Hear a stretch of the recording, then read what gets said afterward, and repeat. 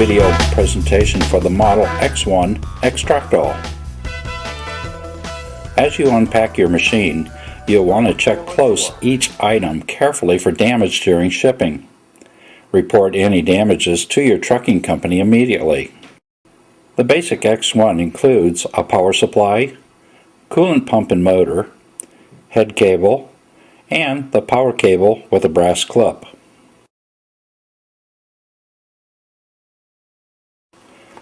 Depending on the configuration of your machine, you may have purchased our mini portable head or the heavy-duty precision head with servo control. Now that we're satisfied that our order is complete, let's pack it up and move on to the site location. I'm using our optional stainless steel cart to transport the machine. With a co-worker, power supply is loaded onto the cart. The power supply weighs 125 pounds. A second person is recommended. Next, the portable coolant pump and motor are loaded onto the cart. Our optional rubber-coated basket will hold all the loose cables and the disintegrating head.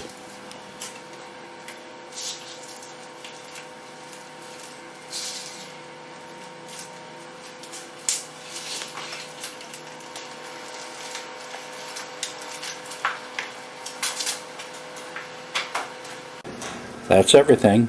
Let's go.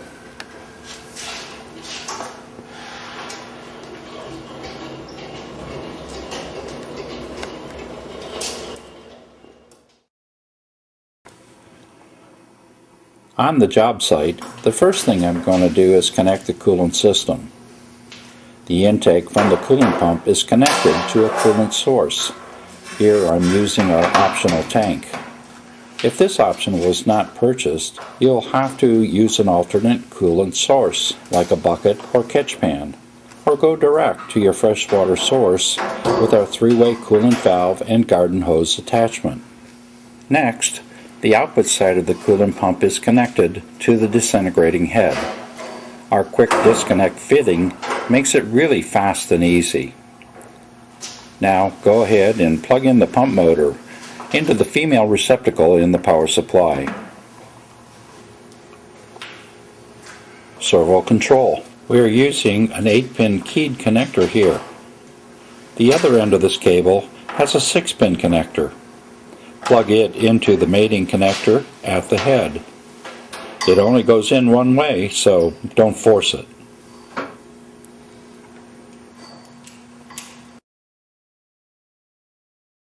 The next cable is a dual function cable. The heavy cable is used for the ground side of our circuit. It has a tapered connector. Push it into the female connector in the power supply labeled head. The smaller cable has a 2-pin keyed connector. Plug it into the power supply and secure it with a threaded nut provided. Now we're ready to connect the other end of this assembly to the head. The large cable uses a twist lock type connector, and the smaller cable is again using the 2-pin keyed connector.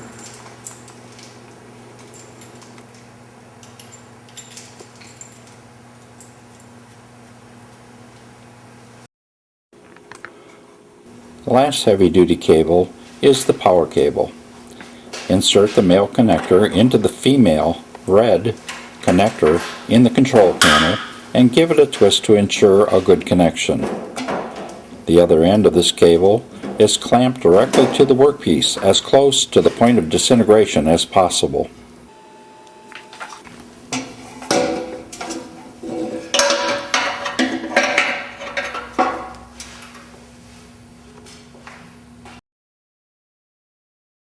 The Model X1 Xtractol is a 110 volt AC unit that requires 30 amps.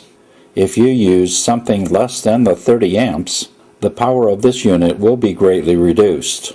Be sure to check your local electrical codes for the proper connections. The controls on the X1 are fairly self-explanatory. In the upper right-hand corner of the power panel, you'll find the green push button labeled Start. When depressed, the yellow indicator light will be illuminated. The red push button shuts the machine off. In the far left is a pop-up type breaker labeled circuit breaker. This is a 25 amp breaker protecting the disintegrating circuit. Below this circuit breaker is a 4 amp twist lock glass type fuse protecting the head vibrating circuit.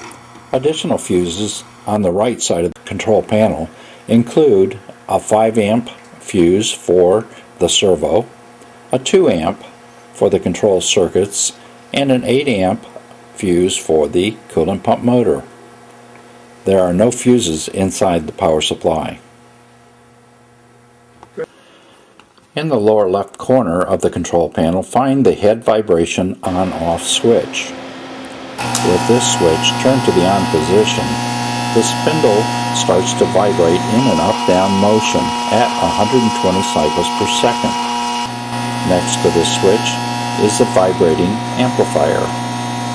It is a variable speed wiper that rotates from 0 to 10. This controls the intensity of vibration. The coolant system is activated by the on-off switch in the lower right-hand corner of the control panel. To the left of the coolant switch, you'll find our heat selector. This is numbered from 1 through 11. Refer to your heat selector chart for setting this switch. In the center bottom of the control panel, find the servo control wiper.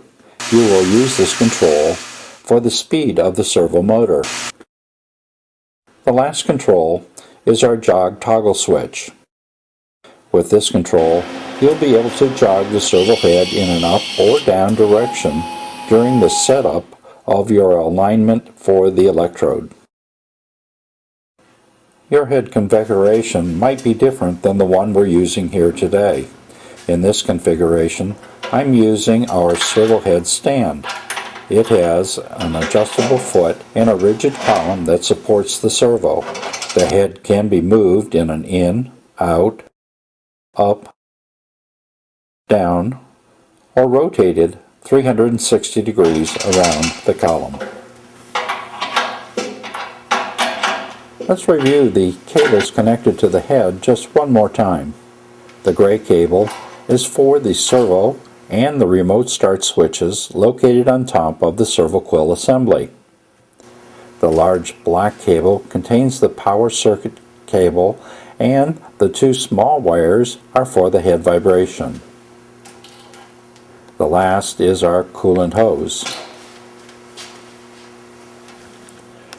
Our machine is equipped with a linear scale and an adjustable depth stop slider assembly. Do again.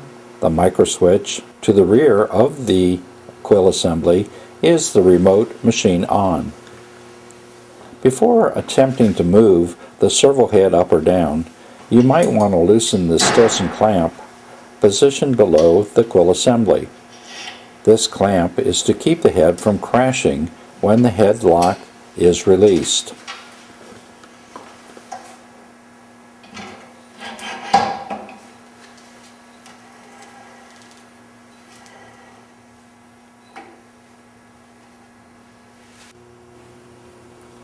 On the right-hand side of the servo, you'll find two round knobs. The larger of the two will allow you to move the spindle in an up or down direction.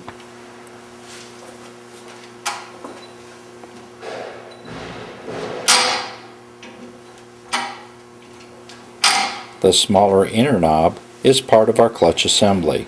Screw in to engage and loosen to disengage.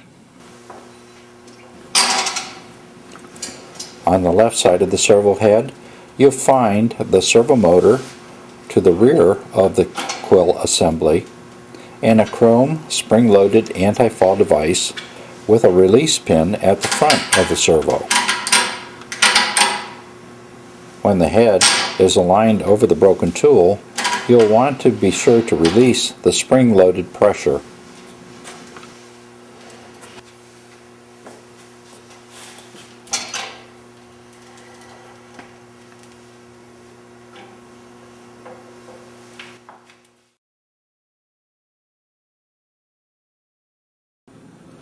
Each electrode has its own collet. Each tap, drill, and bolt will require a different size electrode.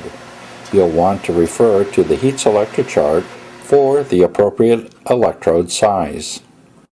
Along with that, you'll find the heat selection, vibration setting, and the amperage for the servo speed controller. Slide the electrode through the brass collet. The collet seals the assembly and will force the coolant down the hollow moly tube. Remove the knurled brass nut. Push the collet and electrode assembly up into the spindle adapter. You'll want to leave 3 to 5 inches of electrode sticking out of the collet. Hand tighten the knurled brass nut. The brass knurled nut is machined for a 3/4 inch open end wrench. Using your 3/4 wrench, secure the assembly. You will also notice that the brass nut has an O-ring groove. The groove is used when an Electroarc splash bag and O-ring are used to contain the coolant. Never restrict the coolant flow. After aligning the electrode directly above the center of the broken tool, you'll want to protect yourself from coolant splash. Use our coolant splash bags. The bag is secured to the chuck lock nut with a 1-inch O-ring.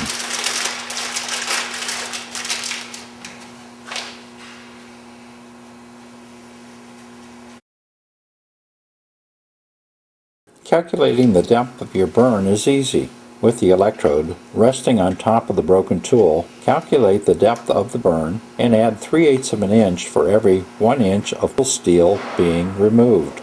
Set the depth stop at this point. It's just that easy. Now, raise the head about 1/4 of an inch above the broken tool and lock the clutch. Don't forget to release that anti-fall spring by pulling on the release pawl.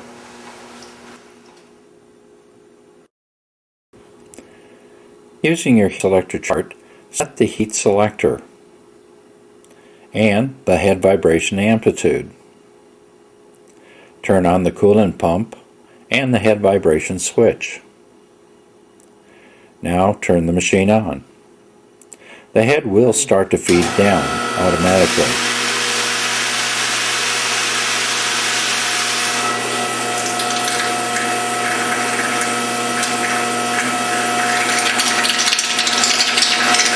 Adjust the servo feed controller for the appropriate coolant draw. The automatic feature will do the rest.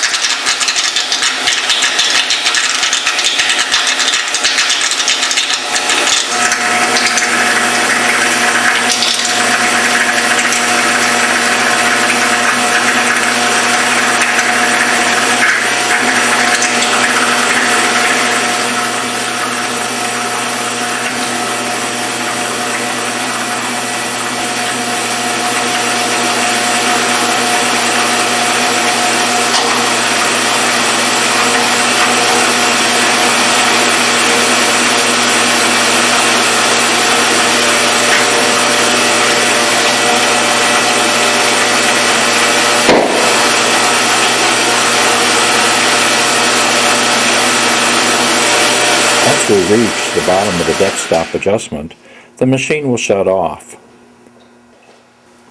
At this point, you can raise the head,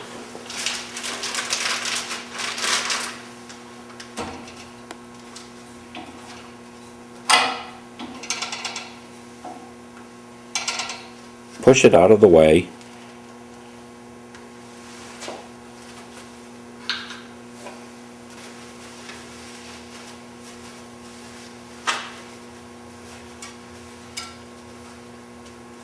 and pick out the broken remnants from the hole.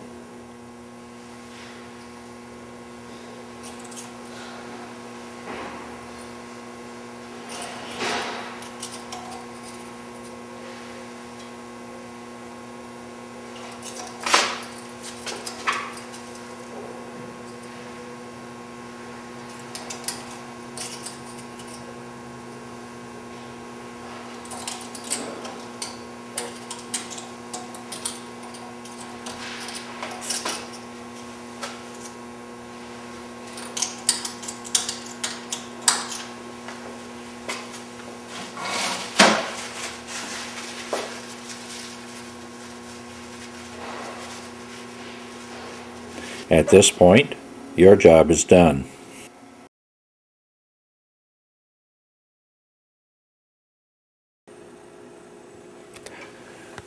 Over a period of time, you may have to make a head adjustment.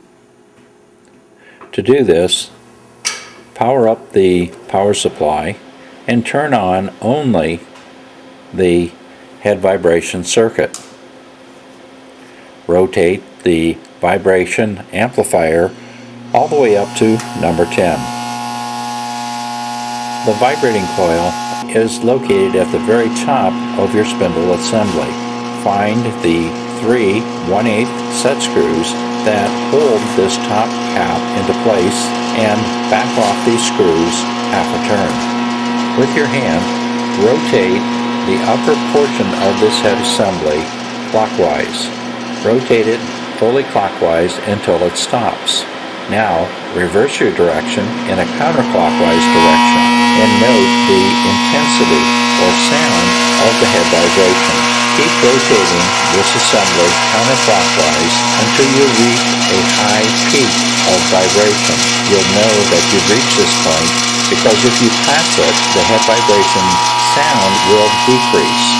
In that case, simply rotate it clockwise to reach maximum head vibration by the sound that you hear. Once you're there, lock the 3 1/8 set screws back down, holding this device into place. This completes the head adjustment.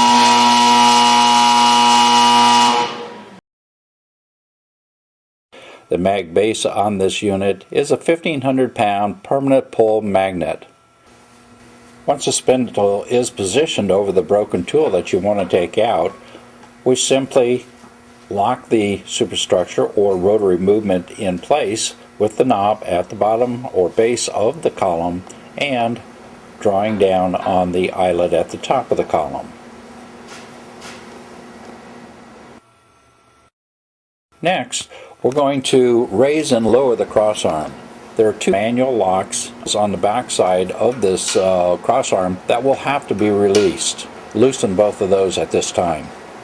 Now take a look at the top of the quill. You're going to find a brass nut and a spring-loaded knurled assembly. There will be a pointer on this knurled assembly and markings on the quill that say up and down. With the knurled assembly in the up position, we can simply rotate the handles and raise the crossarm. To lower the crossarm, with your hand on the hand crank, raise the knurled knob by pulling on it upward and rotating it to the down position. Release the spring-loaded knurled knob and rotate the hand wheel, lowering the crossarm. Don't let it go. Hold it in place. With the crossarm at the desired position, raise the knurled nut assembly and rotate it to the up position. This will secure and lock the crossarm into place. Now, manually lock the crossarm column assembly by rotating the manual locks on the left-hand side of the quill assembly.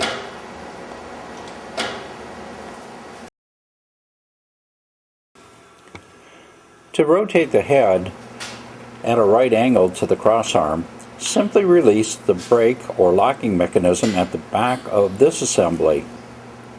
Now rotate the head to the desired position that you want and secure it again with that same lock.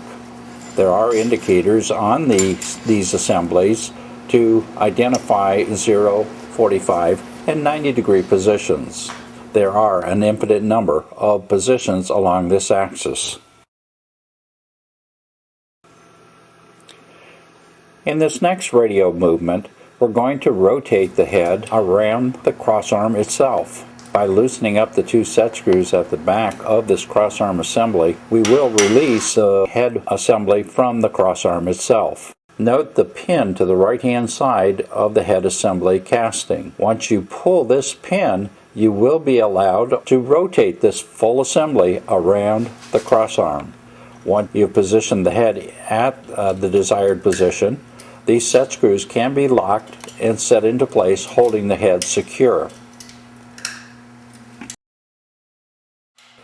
To find the 0 point, use your pin with the plastic handle to locate the quill assembly to the crossarm. Once that position is located, lock the set screws back into place.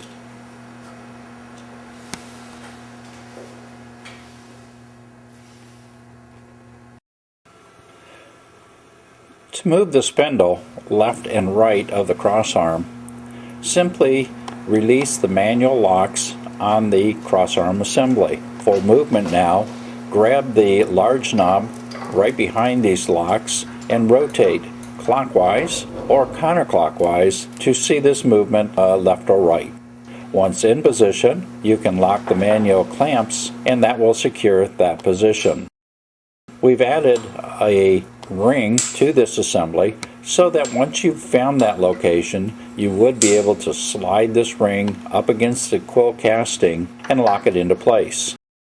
Now after you've completed your disintegration, you can actually move the head to the left of the center line, check the hole, and make sure that you got all the broken tool out. And if not, the ring will act as a marker so that you can simply move the head back up against this ring to find your true center line.